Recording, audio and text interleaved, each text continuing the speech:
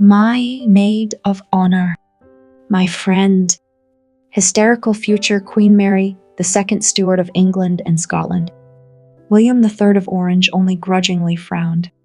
He did not care about his wife's feelings, but gossip at court could not be avoided. Elizabeth Villiers had never been known for her beauty. Her peculiarity was a strong squint in the left eye. Contemporaries described Elizabeth as crooked-footed, but her sharp mind and wit more than compensated for her unsightly appearance. She was a great conversationalist and a wise woman, and her natural flair for politics made her a confidant of many of the figures of the day. Elizabeth was born in 1657, the daughter of Francis and Sir Edward Villiers.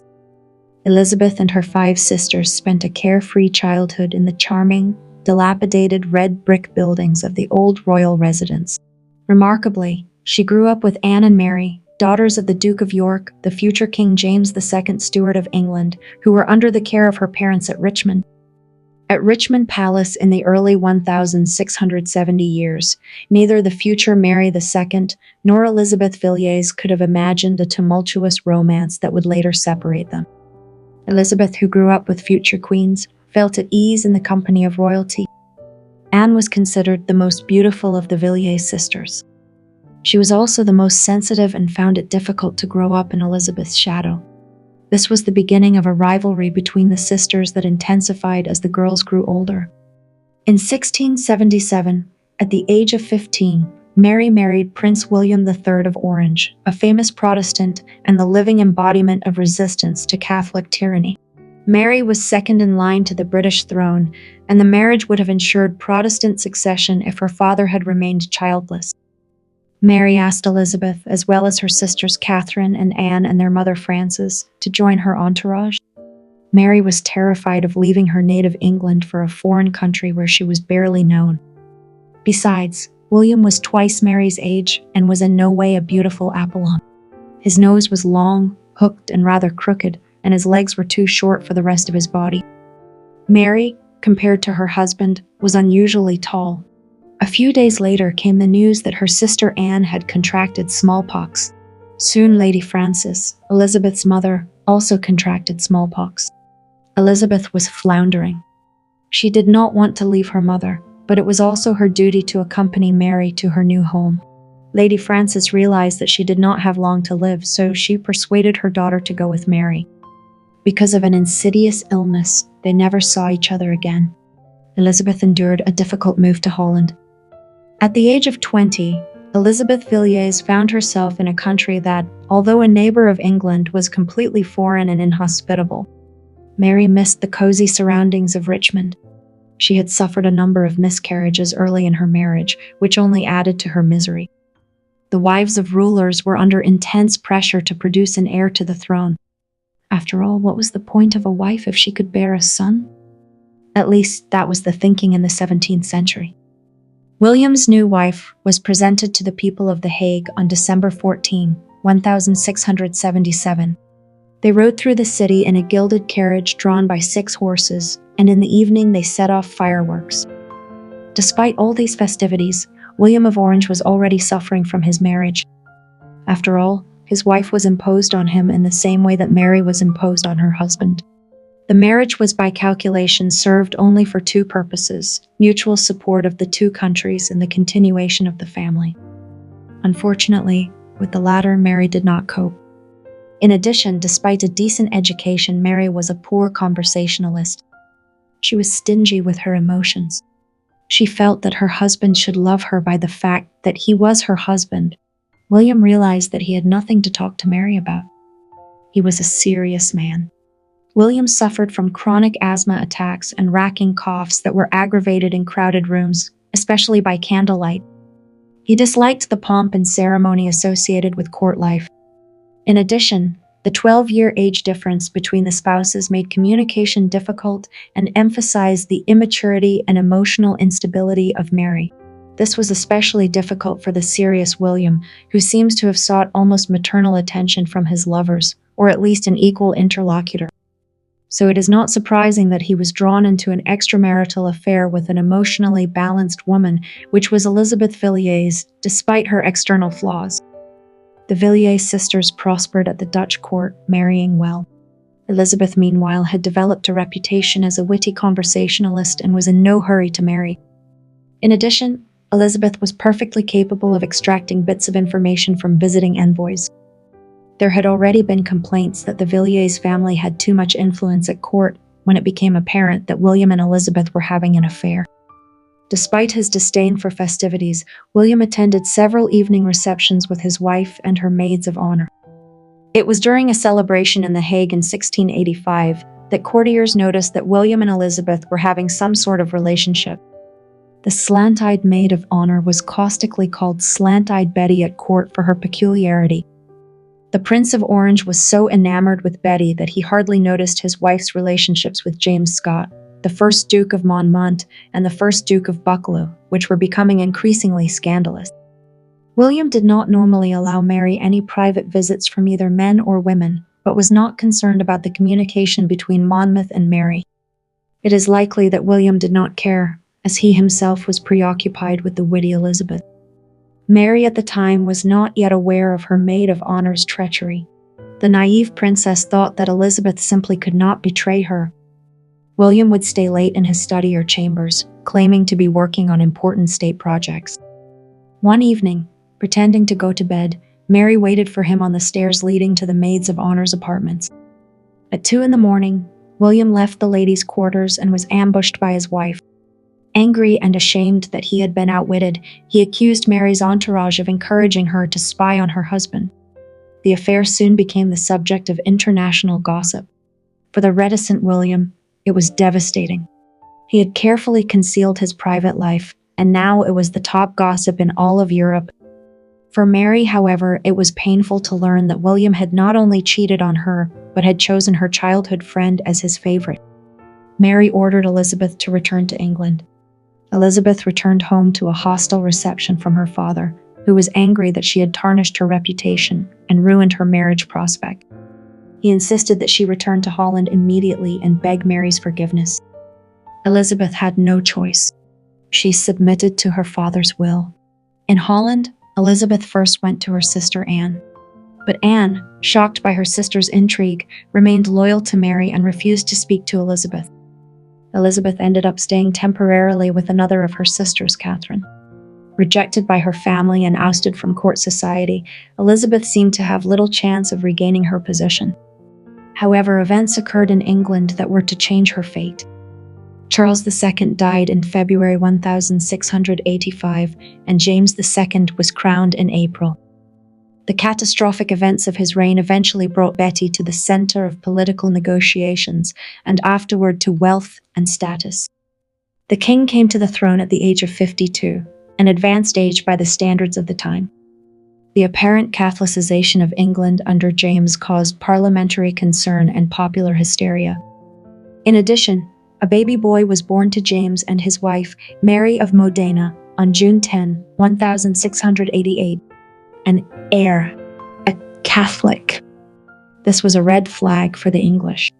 So, it is not surprising that after James's abdication, Mary, encouraged by her husband, firmly declared that her baby brother was a foundling or not born of her father by her stepmother. Elizabeth returned to England in January 1689 at the same time as Mary and settled near Kensington Palace. Elizabeth and Mary were able to go to a reconciliation. During the years of life in Holland, Mary has matured, her bitterness towards her husband and his favorite has subsided, but feelings are feelings for royalty? Despite the difficult beginning of married life, Mary and William developed a good relationship. Not as spouses, but as partners and friends. Unfortunately for Mary, her indulgence played into William and Elizabeth's hands. Without remorse, they continued their affair with renewed enthusiasm. His relationship with Elizabeth was based on a meeting of minds and mutual companionship, not just the pleasures of the flesh. In front of the entire court, William and Elizabeth behaved with restraint. When Elizabeth met William in the corridor, she bowed in curtsy, not daring to look at her king. It was just a game, nothing more. The court was well aware of the true nature of their relationship. But in order to maintain decorum, William did not make Elizabeth an official favorite. Nor did she insist. Besides, William was only the consort king of England, and Mary the queen in her own right. Unfortunately, Mary contracted smallpox. She summoned Archbishop Tenison, and in her last breath begged him to persuade William to end his affair with Elizabeth. Mary died on December 28 at the age of 32, still childless. A grief-stricken William fell to his knees before her body, begging for forgiveness. He decided to fulfill his wife's last will and sever all contact with his beloved. Despite the breakup, William did not want to leave Elizabeth destitute. He decided to make a deal that would guarantee her wealth and status she could never have dreamed of. On April 25, 1695, Elizabeth Villiers became one of the richest women in England. William gave his former lover a 135-acre estate in Knockingan, Ireland, and all the Irish castles, estates, and towns that had previously belonged to King James. Elizabeth's income was £26,000 a year, about the same as the Duke of Buckingham's rent in the 1660s. The public and Parliament were furious that when the treasury was empty, huge privileges and income were given to William's former favourite. Despite the breakdown of their relationship, William sought Elizabeth's advice in almost every aspect of his life, constantly consulting her on political matters and enlisting her services as a shrewd negotiator. In November 1695, a few months after he had secured her a source of income, he took the final step in returning his former favourite to respectability. He found her a husband, George, the fifth son of the Scottish Duke and Duchess of Hamilton, who was soon to receive the Scottish title of Earl of Orkney. George was 10 years younger than Elizabeth, characterized by a serious mind and unable to speak normally. A severe stammer in his youth left him silent for life. Despite this peculiarity, he was well-built, dark-haired, with an eagle nose and a firm gaze. He was brave, determined, and certainly preferred words to deeds. Despite his military prowess and titles, George was poor and Elizabeth was rich. A simple exchange. George agreed, though his sister and mother vehemently protested the marriage and never spoke to his new wife. Well, Elizabeth considered silence a family trait. Despite the marriage of convenience, Elizabeth was pleased with her husband as a man. Strong, brave, handsome, he did not like court social evenings and preferred to be in solitude. Of course, he still spoke a little and found Elizabeth to be a very intelligent woman. Now he realized that William saw in his former lover not just a beautiful woman, but an interesting person. After all, Elizabeth was not a man's woman and was only close to William, just as William did not surround himself with favorites. His marriage to Mary was forced, but if he could have chosen a wife for love, he probably would have married Elizabeth. George and Elizabeth began looking for a home outside of London. The greasy court jokes were not to their liking, and their choice fell on the luxurious Cliveden, which George, the II Duke of Buckingham, had once clamored for to live there with his favourite. As it happens, Cliveden would gain a reputation as a castle where the owners have complicated love affairs. A favourite's castle, no less. And Elizabeth became the new mistress of luxurious Cliveden. Elizabeth has saved herself from notoriety, thanks to a good marriage and the help of a former lover.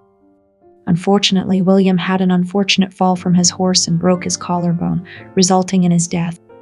He died in March in 1702, at the age of 52. Meanwhile, Anne Stuart, Mary's sister, sat on the throne of England. Anne spent most of her life on the sidelines, waiting for an opportunity to come to power.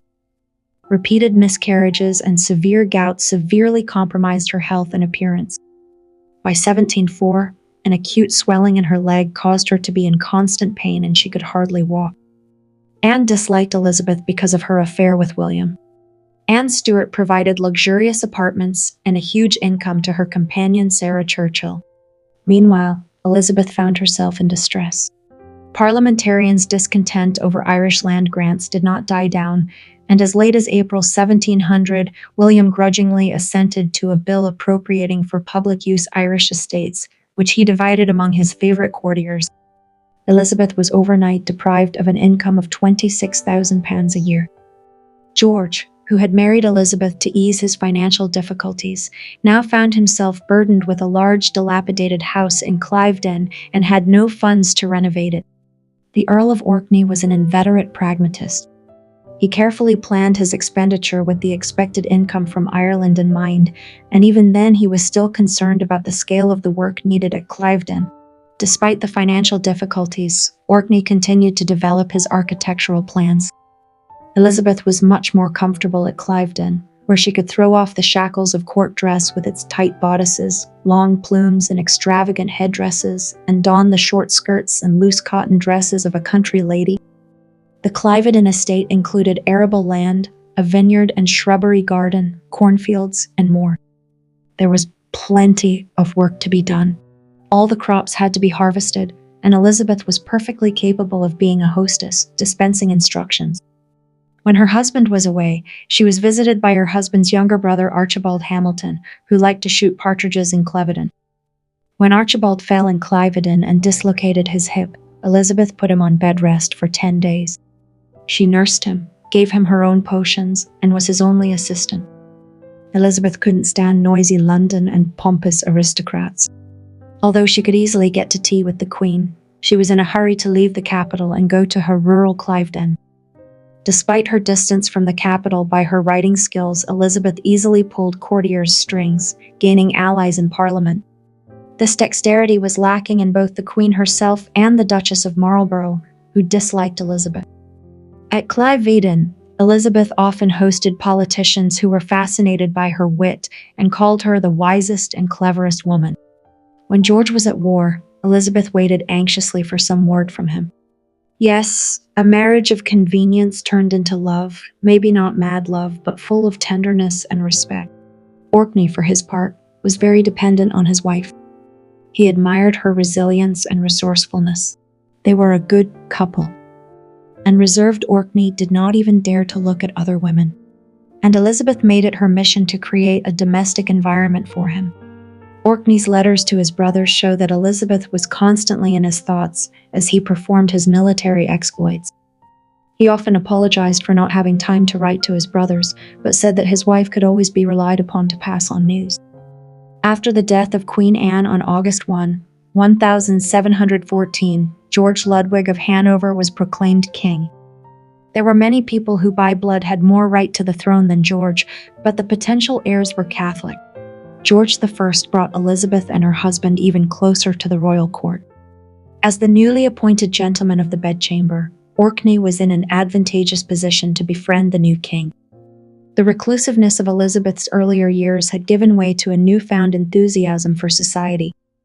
The upper aristocracy and royal family were now frequent visitors to Cliveden, and Elizabeth became famous as a hospitable hostess. On April 19, 1733, Elizabeth Villiers, who hated the noise and dirt of the big city, died in a house on the busiest street. The Earl of Orkney outlived his wife by 4 years. It was the end of her remarkable life filled with scandal, political intrigue, and romance. Elizabeth overturned all social conventions. She was not a beauty, but she won the king's heart. She disgustingly pronounced words but captivated the advanced minds of her time. According to her contemporaries, she was only a dirty royal favorite, but she hosted the royal family.